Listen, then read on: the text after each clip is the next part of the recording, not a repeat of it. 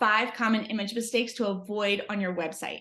Making these mistakes can significantly slow down your website load time, hurt your SEO, break the law, and damage your credibility. So you're going to want to stick around and watch this video.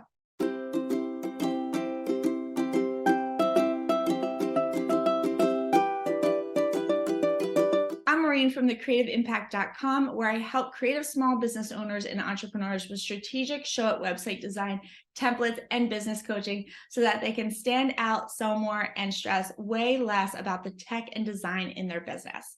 If this sounds like information that you are interested in, then make sure to hit the subscribe button and check out the link below to learn more about my free Website Without Stress Masterclass that teaches you how to create a strategic business website that turns visitors into customers, even if you're tech challenged, short on time, or on a budget.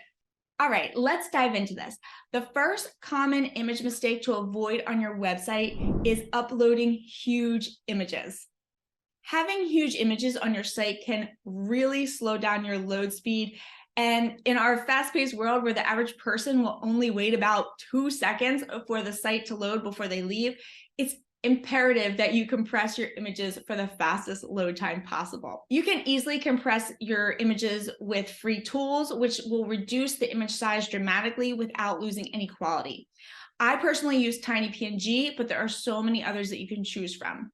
Now, if you are using Showit to design your website, or you have one of my Showit website templates, the photos that you upload to Showit are automatically optimized, so you don't have to worry about images on the design end.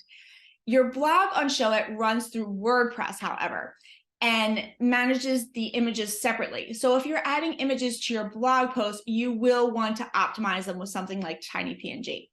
Now, if your entire website is exclusively on WordPress, you will need to make sure that you optimize both your WordPress website images and your blog images. Now, again, I recommend Tiny PNG, but you don't have to run every image through the tinypng.com website individually. That would take forever. If you work exclusively in WordPress, or you have a Showit website and use WordPress exclusively for the blogging, then you would simply just add the plugin Tiny PNG in WordPress, and it will optimize any JPEG and PNG images automatically that you upload. This plugin is free. It literally takes seconds to install, and it will be invaluable to the speed of your website and decreasing your website's bounce rate. So take the time to do this. Now, in my Website Without Stress course that comes with each of my Showit website templates, I do walk you through step-by-step of how to install and activate this plugin for your blog post images, as this is all you need to optimize in Showit. And this way you can be sure that your images are being optimized correctly. The second common image mistake to avoid on your website is using the wrong file extension. You've likely heard the terms JPEG, PNG, GIF, and possibly even SVG. But did you know that each have their specific purpose? And using the wrong one can affect the photo's performance on your site.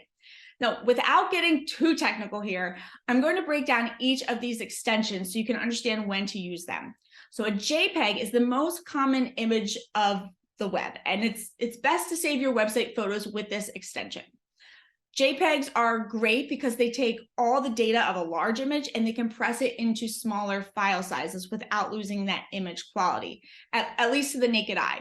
And if you've got a plain rectangle shape or square image, this is definitely the file type you want to save your image as. And then you can compress the JPEGs down even further with something like Tiny PNG, which I just discussed in detail, right? Now, PNG files are larger, so they will slow down your site more, but they do have some benefits. First, they do retain the maximum image quality.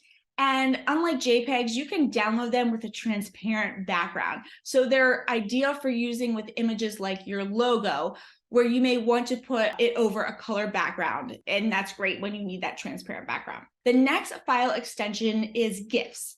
And GIFs are low quality images. They're lower than JPEGs. And they work best with just simple illustrations. They're not the best for photographs. When you think of a GIF, you likely think of animation, right? Because animation is the one area in which this type of file is really useful.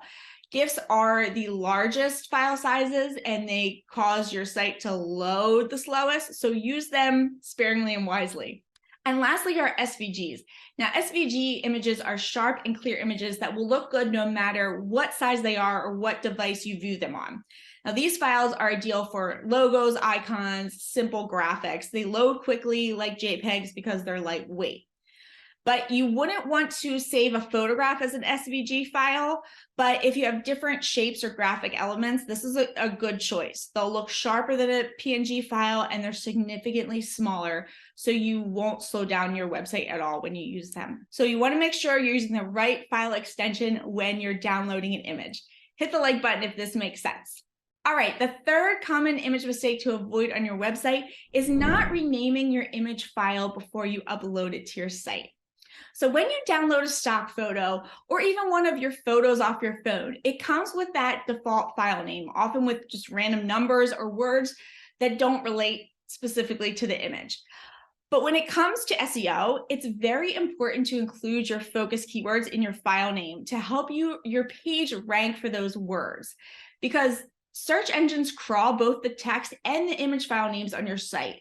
So you want to rename the image file with the appropriate keywords for that page before you upload it to your site. The fourth common image mistake to avoid on your website is forgoing the alternative text. So what does this mean? Well, once your images are uploaded to your website or your blog, you want to make sure that you're taking the time to fill out the alternate text box, also known as your alt tag. This is the text that shows up on your website page when a browser can't properly load an image. So instead of seeing the image, it will display the text describing that image.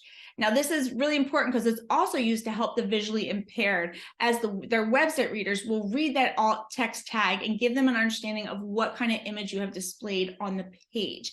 And this is actually the law to have this on your website to make your website ADA compliant. So that's really important to be doing. On Showit, there's a specific place to put this description, and I do this for all my private website clients, and I also show my website template students how to add this via that complimentary website without stress course that comes with each of my templates.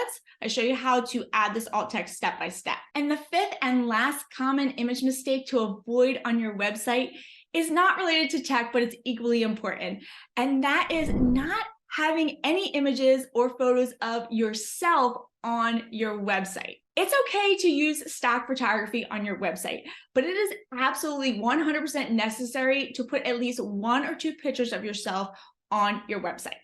I get it if you may feel self-conscious or scared of putting yourself out there, but it is essential as a small business owner, blogger, coach, digital product creator, whatever you consider yourself. People like to put a face to who is running the business and providing the content. It helps build that trust factor. It gives them a sense of security. If you don't have this, it can raise a huge red flag in people's minds about the legitimacy of your website. Is it a scam? You know, think about yourself. Would you do business with a small business that had no visual information about who you're doing business with? I know I wouldn't. People will feel much more confident about the content, the services, and or the products you provide when they have a face, aka a real person, to put with the brand and business. Now, having said that, you do not need to go out and get professional photos done of yourself if that's what's holding you back. As you grow, this is a really great investment, but to start, take messy action. Have someone take a picture or 2 of you with an iPhone, or use some that you already have on your phone. It does not have to be perfect. Just make sure it's just a clear picture of yourself. You don't even have to plaster it everywhere, but putting one on maybe your homepage as well as your About Me page is a really good place to start. So to recap, the 5 common image mistakes to avoid on your website are: number 1, uploading huge images to your website; number 2, using the wrong file extension; number 3, not renaming the image file before uploading it; number 4, forgoing on the alternate text on your images; and number 5, not having any photos of yourself on your website. I hope that you found this video helpful. Again, don't forget to check out the link below to learn more about my free Website Without Stress Masterclass that's going to teach you how to create a strategic business website that turns visitors into customers, even if your tech challenge is short on time or on a budget. I'll see you in the next video.